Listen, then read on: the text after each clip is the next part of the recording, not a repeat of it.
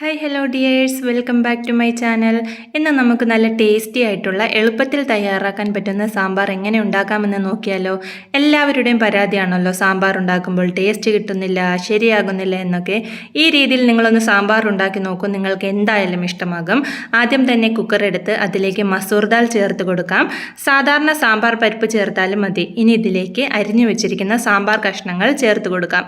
നമ്മുടെ കയ്യിൽ എന്തൊക്കെ പച്ചക്കറികളാണോ ഉള്ളത് അത് നമുക്ക് ഇതിലേക്ക് ചേർത്ത് കൊടുക്കാം.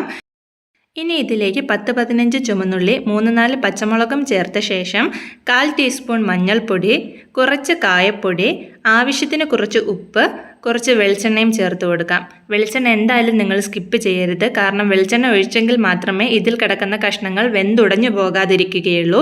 ഇനി ഇതിലേക്ക് ആവശ്യത്തിന് വെള്ളം ചേർത്ത് കൊടുക്കാം. നമ്മൾ ചേർത്തിരിക്കുന്ന കഷ്ണങ്ങൾ മുങ്ങത്തക്ക രീതിയിൽ വേണം വെള്ളം ഒഴിച്ചു കൊടുക്കാൻ, അല്ലെങ്കിൽ കഷ്ണങ്ങൾ പെട്ടെന്ന് വെന്തുടഞ്ഞു പോകും.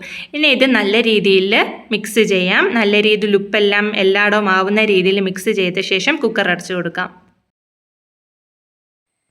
ഇനി ഇത് വേവാനായി ഗ്യാസിലേക്ക് വെച്ച് കൊടുക്കാം. ഞാനിവിടെ ഹൈ ഫ്ലെയിമിൽ 2 വിസിലാണ് അടുപ്പിക്കുന്നത്. ആ സമയം നമുക്കിതിലേക്ക് ആവശ്യമുള്ള പുളി വെള്ളത്തിലിടാം. ഒരു ചെറിയ നെല്ലിക്ക വലിപ്പത്തിലാണ് ഞാനിവിടെ പുളി എടുക്കുന്നത്. അത് മുങ്ങത്തക്ക രീതിയിൽ വെള്ളം ഒഴിച്ച് വെച്ച് കൊടുക്കാം. ഹൈ ഫ്ലെയിമിൽ 2 വിസിലാകുമ്പോഴേക്കും തീ ഓഫ് ചെയ്യാം. ഇനി ഇതിൻ്റെ കംപ്ലീറ്റ് പ്രഷറും മാറണം.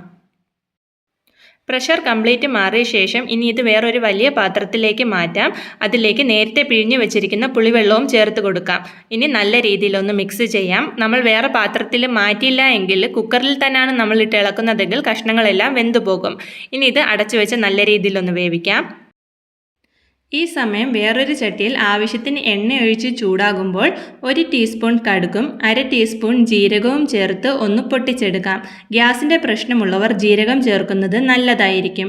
ഇനി ഇതിലേക്ക് അരിഞ്ഞു വെച്ചിരിക്കുന്ന ചുമന്നുള്ളി ചേർത്ത് നല്ല രീതിയിൽ ഇളക്കി കൊടുക്കാം.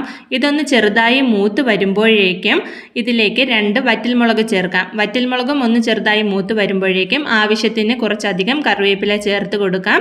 ഇനി ഇതെല്ലാം നല്ല രീതിയിലൊന്ന് മൂത്ത് വരുമ്പോഴേക്കും തീ നല്ല സിമ്മിൽ ഇട്ട ശേഷം ഇനി പൊടികൾ ചേർത്ത് കൊടുക്കാം. 1/4 ടീസ്പൂൺ മഞ്ഞൾപ്പൊടി, 1/2 ടീസ്പൂൺ മുളക് പൊടി, 2 ടീസ്പൂൺ മല്ലിപ്പൊടി, 1/2 ടീസ്പൂൺ ഉലുവാപ്പൊടിയും ചേർത്ത് നല്ല രീതിയിൽ ഇളക്കി കൊടുക്കാം. ഈ സമയം തീ ഓഫ് ചെയ്യണം. ഇനി ഇതിലേക്ക് ഒരു 1/2 ടീസ്പൂണോളം കായപ്പൊടിയും കൂടെ ചേർത്ത് നല്ല രീതിയിൽ ഇളക്കി കൊടുക്കാം. പൊടികളൊന്നും കരിഞ്ഞു പോകാൻ പാടില്ല. ഇനി ഈ വറുത്ത് വെച്ചിരിക്കുന്ന പൊടി സാമ്പാർ കഷ്ണങ്ങളിലേക്ക് ചേർത്ത് നല്ല രീതിയിൽ ഇളക്കി കൊടുക്കാം. എല്ലായിടവും നല്ല രീതിയിൽ മിക്സ് ആവുന്ന രീതിയിൽ നല്ലവണ്ണം ഒന്ന് ഇളക്കി കൊടുക്കണം. നല്ല രീതിയിൽ ഇളക്കിയ ശേഷം ഇതിലേക്ക് ആവശ്യമുണ്ടെങ്കിൽ ഉപ്പ് ചേർത്ത് കൊടുക്കാം. ഈ സമയം ഉപ്പോ കായപ്പൊടിയോ എന്തെങ്കിലും കുറവുണ്ടെങ്കിൽ നമുക്ക് ഈ സമയം ചേർത്ത് കൊടുക്കാം. ഇനി ഇത് നല്ല രീതിയിലൊന്ന് ഇളക്കി മിക്സ് ചെയ്യാം.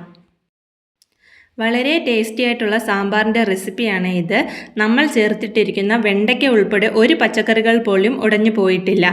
നിങ്ങൾ ഈ രീതിയിൽ സാമ്പാർ ഉണ്ടാക്കുകയാണെങ്കിൽ ട്രസ്റ്റ് മീ ഗൈസ്, നിങ്ങൾ പിന്നീട് ഒരിക്കലും വേറെ ഒരു രീതിയിലും സാമ്പാർ ഉണ്ടാക്കുകയില്ല. അത്രയ്ക്കും ടേസ്റ്റി ആയിട്ടുള്ളൊരു സാമ്പാറാണിത്. തക്കാളിയും വെണ്ടയ്ക്കയും ഉൾപ്പെടെയുള്ള പച്ചക്കറികളെല്ലാം നമ്മൾ ഒരുമിച്ച് കുക്കറിലിട്ട് 2 വിസിലടുപ്പിച്ചാണ് വേവിച്ചത്. എന്നിട്ട് പോലും പച്ചക്കറികളൊന്നും തന്നെ ഉടഞ്ഞു പോയിട്ടില്ല. അപ്പോൾ നിങ്ങൾ എല്ലാവരും ഈ സാമ്പാർ ഒന്ന് ട്രൈ ചെയ്ത് നോക്കണം. വീഡിയോ ഇഷ്ടപ്പെട്ടെങ്കിൽ എല്ലാവരും ലൈക്ക് ചെയ്തൊന്ന് സബ്സ്ക്രൈബ് ചെയ്യണേ. നിങ്ങളുടെ വിലപ്പെട്ട അഭിപ്രായങ്ങൾ കമൻറ്റ് ചെയ്ത് രേഖപ്പെടുത്തണേ. താങ്ക്